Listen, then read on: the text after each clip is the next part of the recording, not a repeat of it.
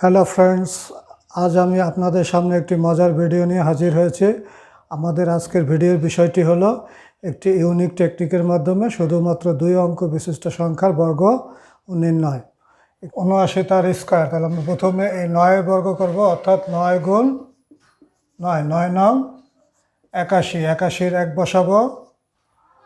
হাতে রইল আমাদের এই 8। এবার আমরা এই সংখ্যাগুলো গুণ করবো, অর্থাৎ 7 গুণ 9 গুণ 2, 7 গুণ 9 গুণ 2, 7 নং 63, 63 দুগুণে আমাদের 126।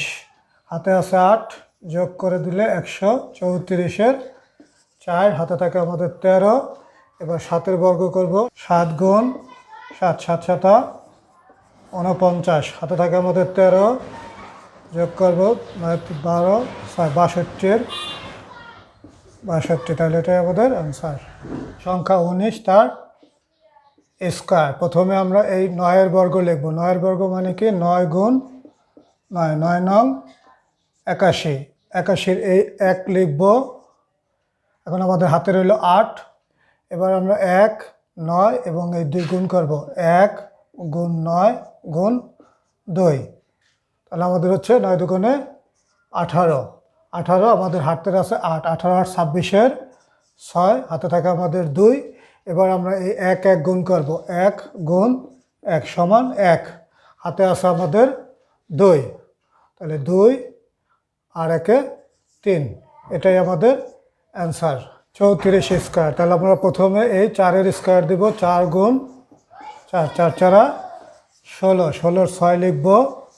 হাতে থাকবে আমাদের 1। এবার আমরা 3 4 2 গুণ করব। 3 গুণ 4 গুণ 2, 3 4 12, 12 দুগুণে 24, হাতে আমাদের 1 হয় 25। তা 25-এর 5, হাতে থাকে আমাদের 2। এবার এই 3 3 গুণ করব।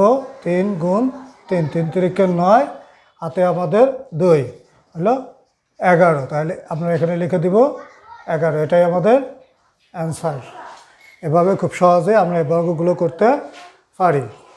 যদি আমাদের থাকে 47, তাহলে আমরা লিখব, অর্থাৎ প্রথমে আমাদের 7-এর বর্গ, 7 7 49-এর 9, হাতে 4, 4 7 28, 28 দুগুণ 56, 4 60, 60-এর 0, হাতে 6।